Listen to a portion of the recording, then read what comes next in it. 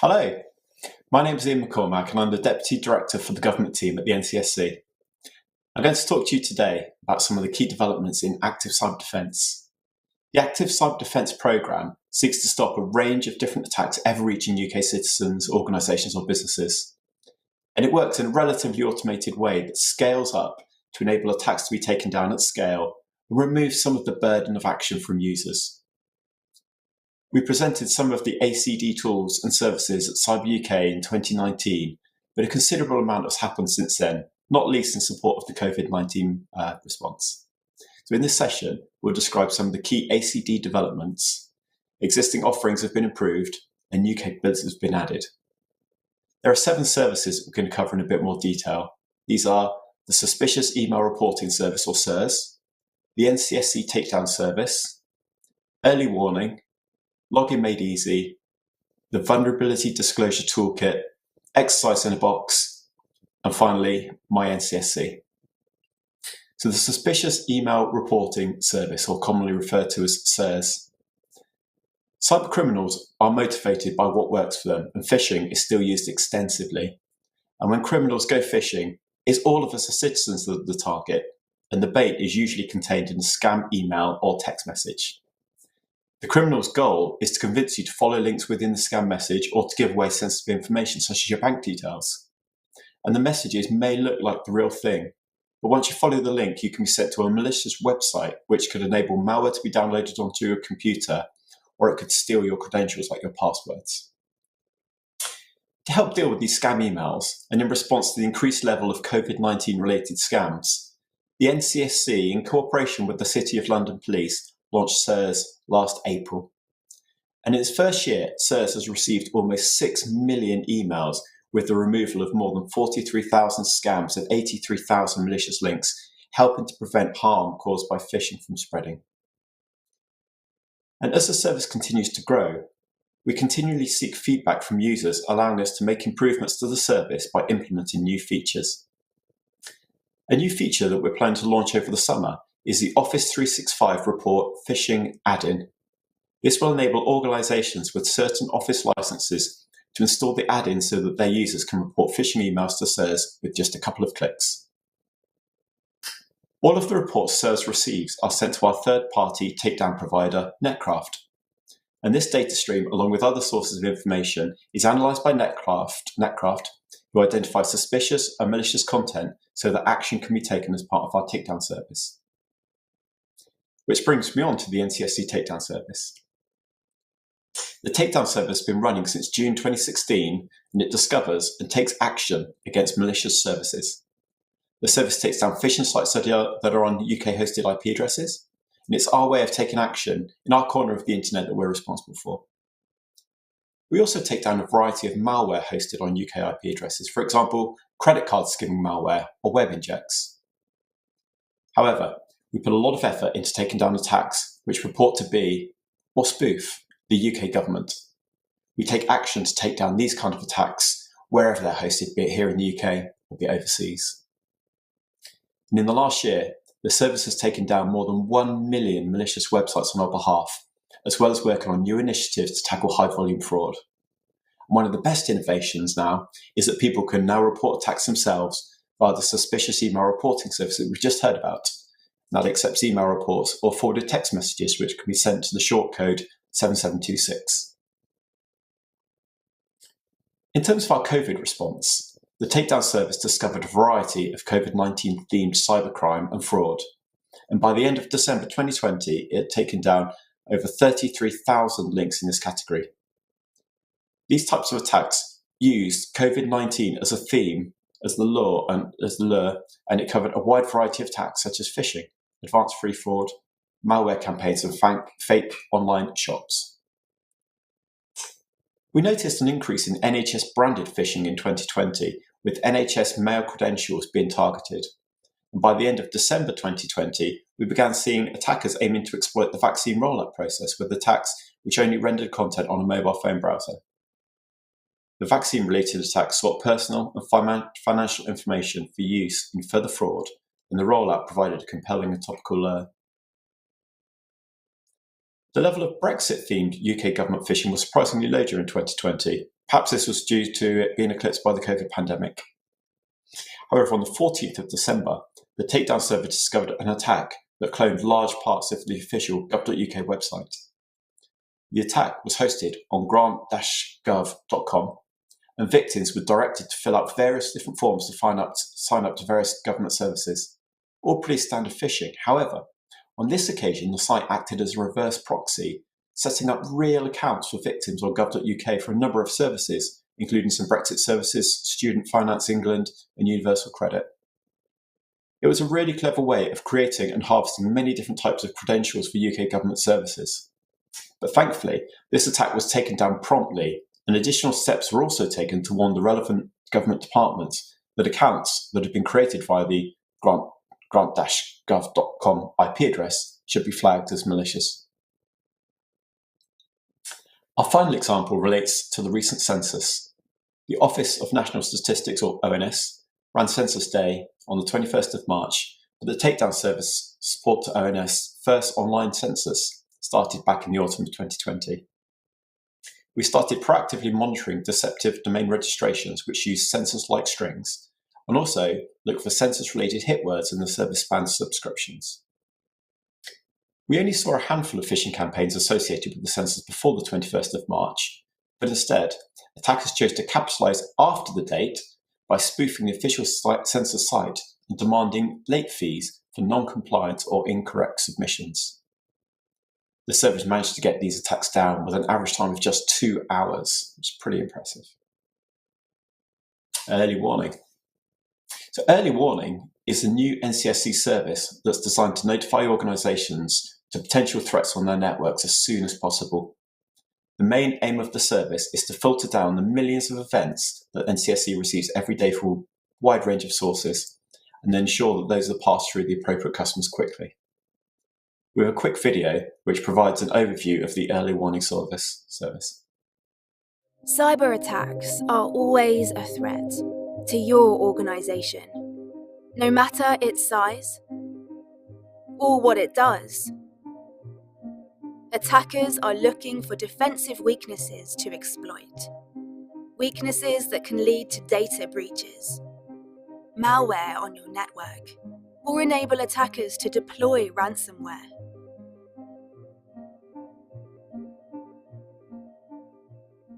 The NCSC's early warning service can alert you to potential issues before they are exploited by attackers. Early warning checks your external network information against unique NCSC and commercial datasets for free and notifies you of any potential issues. The notifications will allow you to respond more quickly to potential threats and vulnerabilities, reducing the risk of cyber attacks being successful against your organization. Signing up to early warning will enable the NCSC to send you timely notifications and provide help more quickly when issues arise, reducing the damage caused by successful cyber attacks. During sign-up, an organisation provides their IP address and domain names to the service, and these will be monitored for any events. Any hits will be sent to the registered contacts for the organisation, and this can include shared mailboxes, for example, for the whole security team. The data that's fed into the early warning service is sourced from a range of trusted public, commercial, and closed sources, which includes some of the privileged feeds that are provided to NCSC that aren't available elsewhere. In addition, NCSC's own datasets are available to the early warning service, and over time we'll be increasing the number of feeds we take, but we already consume on average 1.5 million events a day and are notifying on average 90 organisations a day. And typically, the data falls into 3 high-level types. Incident notifications, and this is activity that suggests an active compromise of your system, such as a host on your network has likely been infected with a strain of malware. Network abuse events, and this may be indicators that some of your assets have been associated with malicious or undesirable activity, such as a client on your network has been detected scanning the internet. And vulnerability and open port alerts. This is indications of vulnerable services running on your network or undesirable applications exposed to the internet. A great example of working with partners here was on the recent Microsoft Exchange vulnerabilities. As part of this work, we managed to successfully notify over 70 different UK organisations through early warning that had web shells on their Exchange systems associated with the vulnerability. We've had some feedback on this work from a critical infrastructure owner within the UK with a large supplier footprint, and this organisation has been encouraging their providers to sign up for early warning, and as a result, we were able to notify them of a web shell on one of their services even after their initial checks and patches had taken place. And this was uncovered as the understanding of the web shells being used was increasing over time, and early warning allowed us to continue to send these notifications out. We have some customer quotes. Without the early warning service, it is possible that an adversary could have remained hidden on this system, able to access information that neither the supplier nor our organisation would want to be exfiltrated. And given the scale of the deployment of Microsoft Exchange and the risk that this vulnerability posed, early warning represents a significant weapon in bringing compromises to the attention of system administrators. The early warning service has been in alpha since summer 2020 and played a critical role in the peak of the pandemic. We now have over 2,200 organisations signed up, and we're proud to announce today we're launching the beta programme, which is open to all UK companies, charities, and public sector bodies. Over the coming months, there will be a number of new features that we'll be launching. Most notably, we'll be enabling API access so that organisations can automate the alerts that they receive and integrate them into their SIEM solutions, as well as integrating with My NCSC, which is a new service that we'll be covering at the end of this talk. Keep an eye out on the website for blogs for more release information in the coming weeks, or if you're a member of CISP, come and join us in the early warning user community. We now move on to Logging Made Easy, or LME, which is an open source project hosted on the NCSC's GitHub page. It provides a practical way to set up end-to-end Windows monitoring of your IT estate. LME can help provide a basic level of capability to accomplish this fundamental part of cybersecurity good practice. And LME was born out of recognition that for some organisations, implementing logging practices was either too daunting or too expensive. We've tried to lower the bar to entry by helping those implementing the project to turn on native features or to install free-to-use software. And this results in a robust logging solution which is free to use, which can be especially helpful for those without a current capability and are just looking for a simple solution. We originally open-sourced the LME project at CYBERUK in 2019 in Glasgow. And since then, we've provided new features such as a pre-made dashboard and support for syslog ingest logs. However, the most recent upgrade has been our most extensive.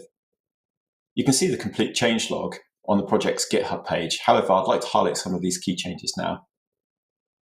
The project now supports the most recent, at the time of release, Elastic Stack 7.11.2 to ensure that you get the latest features and security fixes possible.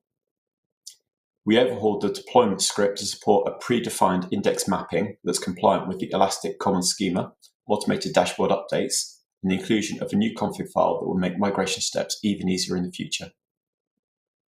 We provided links and support to both Swift on Securities config and an alternative sysmon config file created by Olaf Hartong should you wish to use a modular approach to sysmon selection. We implemented functionality to regenerate the TLS certificates used by LME and include documentation on replacing the default self-signed certificates with external certificates to support enterprise CAs. LME is now 2 years old, and we're seeing the number of clones and contributions from the GitHub community going from strength to strength, such as providing documentation should you use a proxy. LME is a key part of how the NCAC operates and provides content, but we have more to do. We have some exciting goals to hit on our roadmap, and we can't wait for the next time we can share these with you. And if you can't wait for the next update, or you have a good idea you'd like to see in the next release, please feel free to submit a pull request or feature request. Vulnerability Disclosure Toolkit. One of our latest new developments is the Vulnerability Disclosure Toolkit, which was launched in September 2020. The toolkit has been designed for organizations of all sizes who want to learn more about implementing a vulnerability disclosure process. Security vulnerabilities are discovered all of the time, and people want to be able to report them directly to the organizations responsible. The toolkit contains the essential components you need to set up your own vulnerability disclosure process. And even if your organization already has a process in place, you can still download the toolkit, as it may help you improve on what you already have. It's not intended to be a comprehensive guide to creating and implementing a vulnerability disclosure process, but instead focuses on the essential components to get you started. We have a short video, which is going to give you just an overview of the toolkit. Security vulnerabilities are discovered all the time, and people want to be able to report them directly to the organization responsible. By providing a clear process, organizations can receive the information directly, so the vulnerability can be addressed and the risk of exploitation reduced.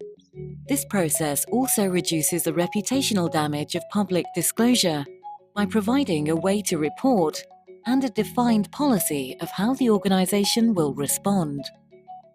The Vulnerability Disclosure Toolkit. To help organizations create a clear vulnerability disclosure process, the NCSC has launched the Vulnerability Disclosure Toolkit.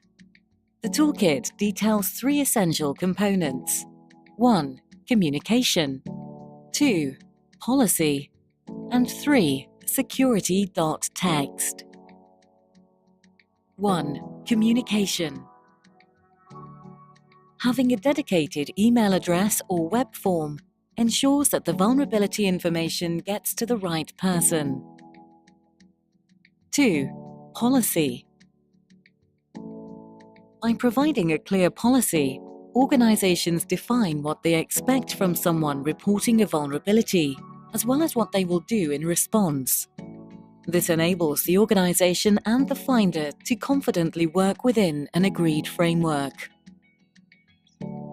3. Security.txt.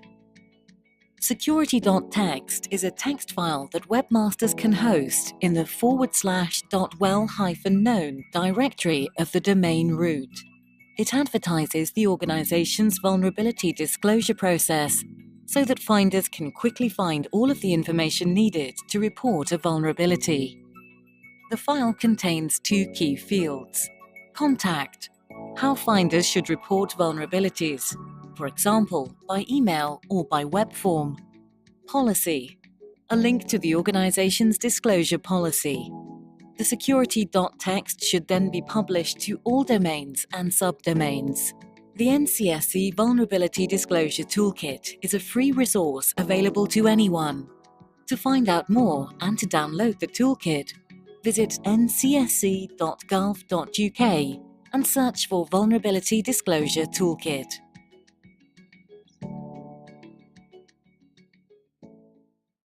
We now move on to Exercise in a Box, which is an online tool that helps organisations to test and practice their response to cyber threats. It's completely free and you don't have to be an expert to use it. The aim is to improve the resilience and preparedness of our nation's organisations in effectively responding to cyber incidents in a safe and private environment. The tool was originally designed for small to medium-sized enterprises and for the public sector. However, we're seeing the tool used within larger organisations and by cybersecurity professionals. We launched Exercise in a Box at CyberUK 2019, and in the past 2 years we've grown, incorporating a number of new exercises in response to both user feedback and emerging threats. And when the pandemic hit, we quickly reacted and launched a home and remote working exercise to help organisations test their cyber resilience while their staff are working remotely. The exercise focuses on 3 key areas: how staff members can safely access networks, what services might be needed for secure employee collaboration, and what processes are in place to manage a cyber incident remotely. To date, we've had 178 completed home and remote working exercises, with another 132 in progress since its launch last summer. We've also introduced micro exercises, which are bite-sized exercises for anyone to use at home or within their organisation. The micro exercises are 15 to 20 minutes long, centred around a single subject such as passwords or ransomware, and are designed to be a mix of quiz and learning, a fun way to get people into the idea of exercising. We have just under 1,000 users worldwide as per the heat map shows, and in the first quarter of this year, 419 exercises have been performed. As a live tool, we will keep evolving based on user feedback to ensure that it stays current, relevant, and engaging. I'd like now to introduce you to Jude McCorry, the CEO from the Scottish Business Resilience Centre, who has recently begun working with the Scottish Government on a cybersecurity awareness programme, and will be talking about her experiences with Exercise in a Box. Hi Jude. I see that the Scottish Business Resiliency Centre within the Scottish Government has rolled out a programme of events using Exercise in a Box. What made you choose this product for the Scottish rollout? So it was actually Scottish Government who chose the product to go out to tender to look for an organisation to help roll out up to 250 sessions for organisations of Exercise in a Box across Scotland. The reason Scottish Government chose the NCSC product was because of the underpinning and also the thought leadership around NCSC around organisations in Scotland. What sort of feedback did you get from your delegates at the end of the sessions? The feedback was absolutely amazing, from quotes like it was the best hour-and-a-half session that they'd spent as a team in the last year, that the virtual event felt very similar to an actual physical event because we used breakout sessions, and also they liked the idea of working with ethical hackers as well and asking questions and having that one-to-one time with some of our ethical hackers on the call as well. So given your experience, would you recommend Exercise in a Box for others?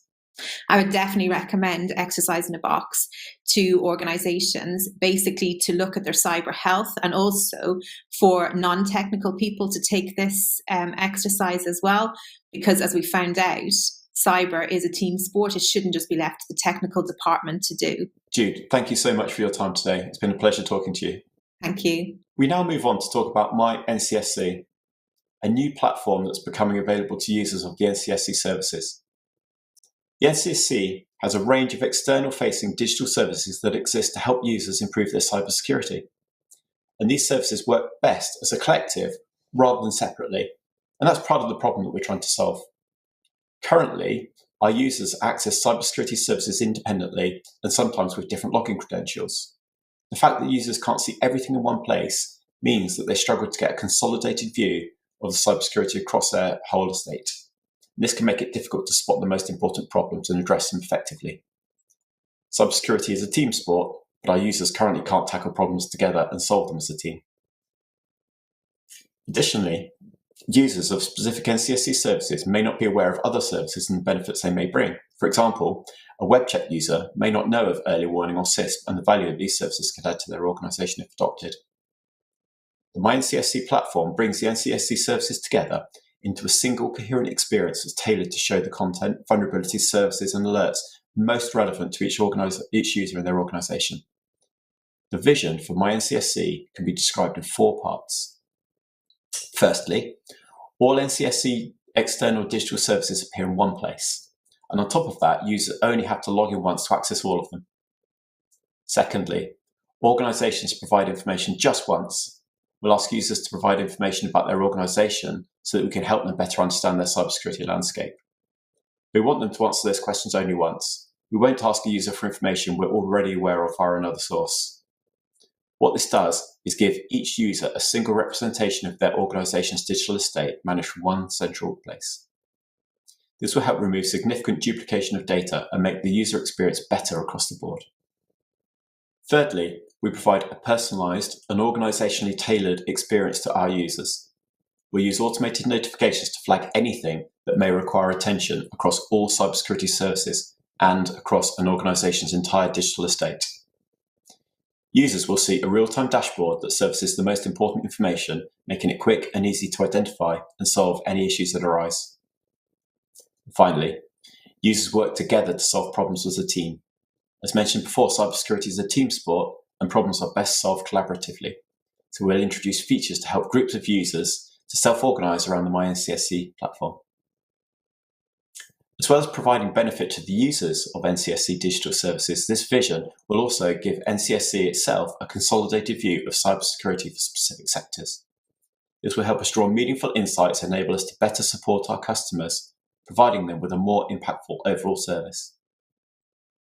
Over time, MyNCSC will cater to the needs of different users and organisations, from highly technical experts to users who are just starting on their cybersecurity journey, from UK government departments to other organisations accessing our tools and services from around the globe. At some point, MyNCSC will replace the ACD hub and will become the go-to option for accessing the defensive cyber services and other NCSC offerings. We're currently testing and improving an early version of the platform with a small number of pilot users. This version allows users to collaborate with others in their organisation to maintain a shared asset portfolio of domains and URLs. Users can subscribe those assets to the web check and mail check services, which then report security findings. These are shown in a single consolidated view, common to all users within an organisation. Feedback has been highly positive, with the platform really resonating with our users, but that's no surprise. The MyNCSC vision was formed in response to an evidence base of user research that was drawn from across the NCSC services. MyNCSC delivers ways of working that we know our users value. They're able to save time, reduce duplication, and respond to security findings as a team. And most importantly, our pilot users anticipate that the MyNCSC platform will help them engage more easily and more extensively with NCSC services. That means better cybersecurity outcomes for our customers and a safer digital UK. We'll be making MyNCSC more widely available over the coming months, and we're looking forward to all of our users benefiting. Look out on the usual NCSC channels for details about how to get involved. That covers what ACD has been up to since CyberUK in 2019. Thank you all for listening, and goodbye.